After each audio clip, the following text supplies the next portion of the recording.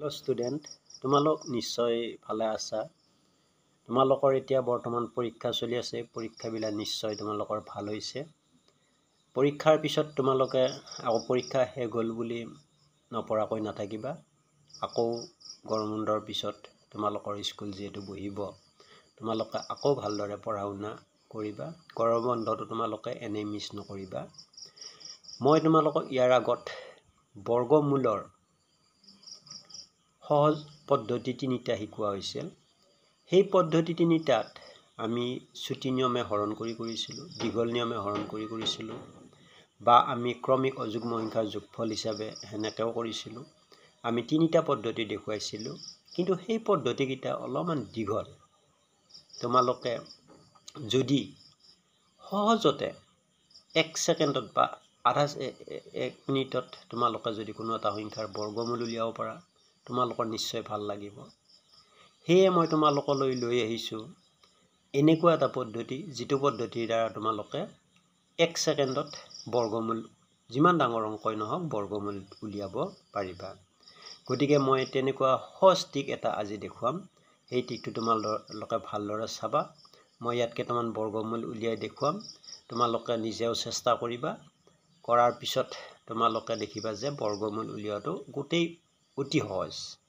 এতিয়া মই তোমালোকক কেইটামান বৰ্গমূল উলিওৱা নিয়ম শিকাম, তোমালোকে চাই লোৱা। মই বৰ্গমূল কেইটা দেখুৱাম, তোমালোকে চাই লোৱা। এতিয়া আমি এই সংখ্যাটো 4489ৰ বৰ্গমূল উলিয়াব লাগিলে আমি এনেকৈ প্ৰথমতে এই জোৰটো ল'ব লাগিব আৰু ইফালে এই জোৰটো থাকিব লাগিব। এতিয়া ইয়াত এককৰ ঘৰত 9 আছে। এতিয়া 9 পাব লাগিলে আমি কি পাব পাৰোঁ? 3 স্কুৱেৰ, অৰ্থাৎ 3 3 গুণ কিমান? 9 পাব পাৰোঁ। 7 স্কুৱেৰ সমান 7 8 গুণ কিমান? 49 পাব পাৰোঁ। তেতিয়াহ'লে ইয়াতে ইয়াৰ তাৰমানে বৰ্গমূলৰ স্থানত কি থাকিব পাৰে? 3 থাকিব পাৰে, নাইবা 7 থাকিব পাৰে। ইয়াত 3 থাকিব পাৰে, নাইবা কি থাকিব পাৰে? 7 থাকিব পাৰে। এতিয়া আমি ইয়াতে 3 হ'ব নে 7 হ'ব সেইটো আমি নিৰ্ণয় কৰিব। এতিয়া ইফালে চাম আমি এই সংখ্যাটোৰ তাৰমানে ওচৰৰ বৰ্গ সংখ্যা কি হ'ব পাৰে? যেনে 6 6 গুণ 36, 6 স্কুৱেৰ সমান 36 আৰু 7 স্কুৱেৰ সমান কিমান? 49 আছে। গতিকে ইয়াৰে সৰুটো কোনটো? 6। গতিকে ইয়াতে কি বহিব? 6 বহিব। অৰ্থাৎ 6 6 গুণ কিমান? 36। এতিয়া 36ৰ পৰা আমি কি কৰি দিম? 6 বিয়োগ কৰি দিম। 36ৰ পৰা 36ৰ পৰা 6 বিয়োগ 36ৰ লগত 6 যোগ কৰি দিম। 6 6 12, 3 1 4, 42। এই 42টো 44তকৈ কি আছে? 42তকৈ ই ডাঙৰ। তেতিয়াহ'লে ইয়াৰে কোনটো বহিব? ডাঙৰ সংখ্যাটো। তাৰমানে এই যিটো আমাৰ 6 6 গুণ 36, 7 8 গুণ 49, 49টো যিহেতু 44তকৈ ডাঙৰ, তেতিয়াহ'লে আমি 6 6 গুণ 36, অৰ্থাৎ 6টো লৈ লৈছিলোঁ। আৰু এই 6 6 গুণ কিমান? 36ৰ পৰা 6টো কি কৰি দিয়া হৈছে? বিয়োগ কৰি দিয়া। দিওঁতে এটা যোগ কৰি দিয়া হৈছে। যোগ কৰিলে কিমান হ'ব? 42 হ'ব। এই 42 সংখ্যাটোতকৈ 44 সংখ্যাটো কি? ডাঙৰ। ডাঙৰ হ'লে তেতিয়াহ'লে ইয়াৰে 7টো হ'ব, অৰ্থাৎ 67। তাৰমানে আমাৰ এককৰ ঘৰত 3 হ'ব পাৰে, নাইবা 7 হ'ব পাৰে। এতিয়া আমি 3 হ'ব নে 7 হ'ব সেইটো নিৰ্ণয় কৰিব লাগিলে আমি প্ৰথম জানিব লাগিব এই সংখ্যাটো আমি ওচৰৰ বৰ্গ সংখ্যাকেইটা জানিব লাগিব। যেনে 6 6 গুণ 36, 7 8 গুণ 49। গতিকে 49টো ইয়াতকৈ ডাঙৰ হয়, গতিকে 36 হয়। তেতিয়াহ'লে আমাৰ দহৰ ঘৰত কি বহিব? 6 বহিব। এতিয়া কথা হ'ল 6 6 গুণ 36 আছিল। এই 36ৰ লগত এই 6টো যোগ কৰি দিয়া। 36 6 কিমান হৈ গ'ল? 42। এই 42 সংখ্যাতকৈ ই ডাঙৰ। তেতিয়াহ'লে ইয়াৰে কোনটো বহিব? ডাঙৰটো বহিব, অৰ্থাৎ 67। ইয়াৰ বৰ্গমূল হ'ব কিমান? 67। ঠিক তেনেকৈ এই সংখ্যাটোত চোৱা আকৌ। এই সংখ্যাটোত একৰ ঘৰত 9 আছে। 9 হ'ব লাগিলে আমি কি হ'ব লাগে? 3 আৰু 7 বুলি জানোৱে। 3 আৰু 7। এতিয়া ইয়াৰ কোনটো হ'ব? এই জোৰৰ চোৱা। এতিয়া এই জোৰৰ ওচৰৰ বৰ্গ সংখ্যা কি আছে? 5 5 গুণ 5 স্কুৱেৰ সমান 25, 6 স্কুৱেৰ সমান 36। গতিকে সৰু কোনটো আছে? 25। তেতিয়াহ'লে ইয়াৰ এই দশক স্থানত কি বহিব? 5 বহিব। এতিয়া একক স্থানত ইয়াৰ 3 বহিব পাৰে, 7 বহিব পাৰে। কোনটো বহিব সেইটো নিৰ্ণয় কৰিব লাগিলে আমি কি কৰিব লাগিব?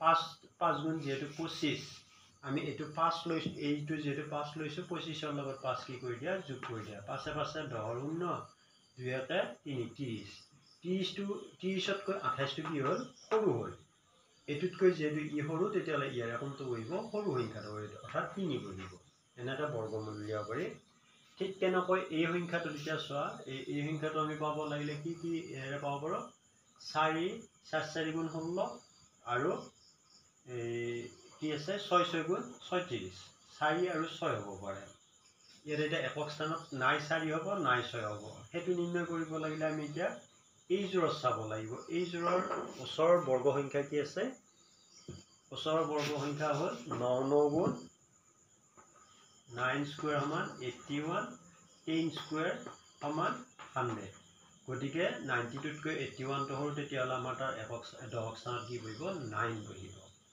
এটা একক স্থানত 4 বহিব না 6 বহিব হেতু নিৰ্ণয় কৰিব লাগিলে আমি কি কৰিব লাগিব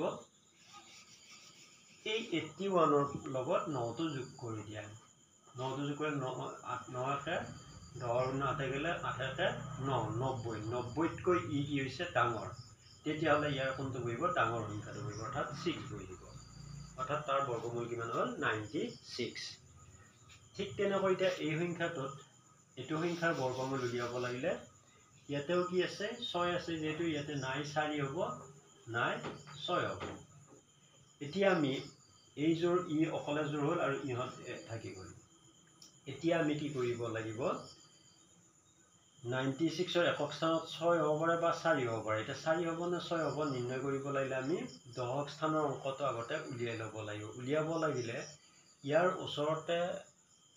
ওচৰৰ বৰ্গ সংখ্যা কি আছে 11 11 square equal to 121 12 square equal to 144 গতিকে 144 টো 129তকৈ কি ডাঙৰ তেতিয়াহ'লে আমাৰ সৰুটো হ'ব অৰ্থাৎ 11 হ'ব একক স্থানত কিমান বহিব 11 বহিব ইয়াতে কিমান বহিব 11 বহিল এটা কি দশক শতকত 11 বহিল এটা একক স্থানত কি বহিব 4 বহিব না 6 বহিব হেতু নিৰ্ণয় কৰিব লাগিলে আমি কি কৰিব লাগিব 121 ৰ লগত এই 11 টো যোগ কৰি দিয়া 1 1 2 2 1 3 আৰু কিমান হ'ল 1 132তকৈ 129 টো কি হয় সৰু হয় যেহেতু ইয়াতকৈ ই সৰু হৈছে তেতিয়াহ'লে সৰু কোনটো হ'ব 4 টো হ'ব অৰ্থাৎ এনেকৈ আমি সহজতে কি কৰিব পাৰো বৰ্গ নিৰ্ণয় কৰিব পাৰো গতিকে আমি কি কৰিলো এনেকুৱা আমি সংখ্যাৰ বৰ্গমূল সেকেন্ডতে আমি কি কৰি দিব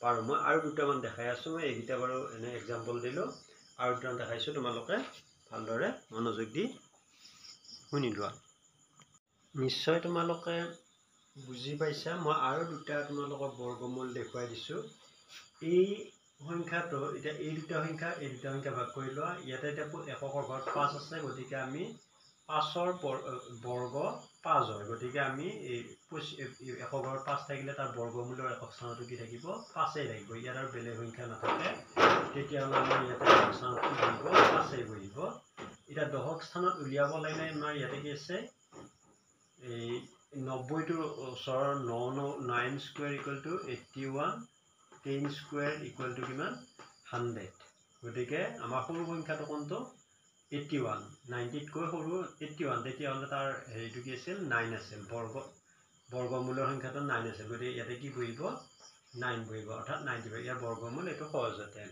মই এই বৰ্গমূলটো উলিয়াও আৰু এটা পদ্ধতি তোমালোকক শিকাইছিলো শৰ্ট পদ্ধতি এককৰ ঘৰত যদি 5 থাকে তেতিয়াহ'লে বৰ্গমূল উলিওৱা এটা সহজ পদ্ধতি কি আছিল মই এইটো পদ্ধতিত বাদেও আৰু এটা সেই পদ্ধতিটো দেখাই দিছো 25ৰ বৰ্গমূল কিমান হয় 5 হয় এটা এই 90 টো আমি ওচৰা-ওচৰি ক্ৰমিক দুটা সংখ্যাৰ পূৰণফল 90 পাব লাগিব যেনে 8 9 গুণ 72 9 10 গুণ কিমান 90 9 আৰু 9 পূৰণ 10 এই দুটা পূৰণ কৰিলে কিমান হয় 90 হয় তেতিয়াহ'লে ইহঁতৰ সৰু সংখ্যা কোনটো 9 গতিকে সৰু সংখ্যাটো বহাই দিলেও হৈ যায় এনেকৈ আমি কৰিব পাৰো এটা এই সংখ্যাটোৰ বৰ্গমূল উলিয়াব লাগিলে মই তোমালোকক এই কৈছোৱে কেনেকৈ কৰিব লাগিব ইয়াত এই দুটা চাব লাগিব ইয়াৰ একক স্থানত 1 আছে 1 থাকিলে আমি কি সংখ্যা পূৰণ কৰি 1 পাওঁ 1 পূৰণ 1 আৰু 9 কি 1 গুণ 1 আৰু 9 গুণ 9 গুণ 81 অৰ্থাৎ 9 স্কয়াৰ আৰু 1 স্কয়াৰ হ'লে একৰ ঘৰত 1 থাকিব তেতিয়াহ'লে 1 হ'ব পাৰে বা 9 হ'ব পাৰে এতিয়া আমি 1 হ'ব নে 9 হ'ব সেইটো আমি জানিব লাগিলে এই বস্তুটো চাব লাগিব এই বস্তুটো ওচৰৰ বৰ্গ সংখ্যা কি আছে আমি 11 square equal to 11 square equal to 121 12 square equal to 144 13 square equal to 169 গতিকে আমাৰ এতিয়া 166 আছে ইয়াতে 169 তকৈ 166 টো সৰু অৰ্থাৎ 12 আৰু অৰ্থাৎ 144 আৰু 169 বৰ্গ সংখ্যাৰ মাজৰ সংখ্যা তেতিয়ালে ইয়াৰ সৰুটো কোনটো 144 তেতিয়ালে তাৰ বৰ্গমূল কিমান 12 তেতিয়ালে আমাৰ ইয়াত কি বহিব 12 বহিব এতিয়া আমাৰ সৰুটো বহিব নে 1 টো বহিব নে 9 টো বহিব হেতু নিৰ্ণয় কৰিব লাগিলে আমি কি কৰিব লাগিব 144 ৰ লগত এই 12 টো যোগ কৰি দিয়া 4 তে কিমান হল 6 4 তে কিমান হল 5 1 156 তকৈ 166 টো কি আছে ডাঙৰ তেতিয়ালে ইয়াত কৈ যদি যেটো ই ডাঙৰ তেতিয়ালে ডাঙৰ সংখ্যাটো বহিব অৰ্থাৎ একক স্থানত কি বহিব 9 বহিব তেনেহলে ইয়াৰ বৰ্গমূল কিমান হ'ব 129 এনেকৈ আমি কি কৰিব পাৰো সহজতে বৰ্গ নিৰ্ণয় কৰিব পাৰো এতিয়া মই ঠিক তেনেকৈ আৰু এটা আধাৰত হেৰি কৰিব পাৰো এটো এতিয়া আমি দেখুৱালো আৰু এনেকৈ আমি যিমান ডাঙৰ অংকই নহওক কিয় সকলো সংখ্যাৰ কি কৰিব পাৰো বৰ্গমূল নিৰ্ণয় কৰিব পাৰো যদি তোমালোকে বুজি পাইছা তেতিয়া হলে নিশ্চয় লাইক কৰিবা আৰু লগতে বন্ধু বান্ধৱী সকলেও যাতে এই নিয়মবিলাক জানিব পাৰে তাৰ বাবে চেনেলটো সাবস্ক্ৰাইব কৰি লোৱাৰ লগতে চেনেলটো শ্বেয়াৰ কৰি দিবা বুলিও মই আশা থাকিল আৰু তোমালোকে চেনেলটো যদি সাবস্ক্ৰাইব কৰি লোৱা তেতিয়া হলে কি হ'ব তোমালোকে মই যিবিলা মেথছৰ টিক দি আছো সেই টিকবিলা তোমালোকে জানিব পাৰিবা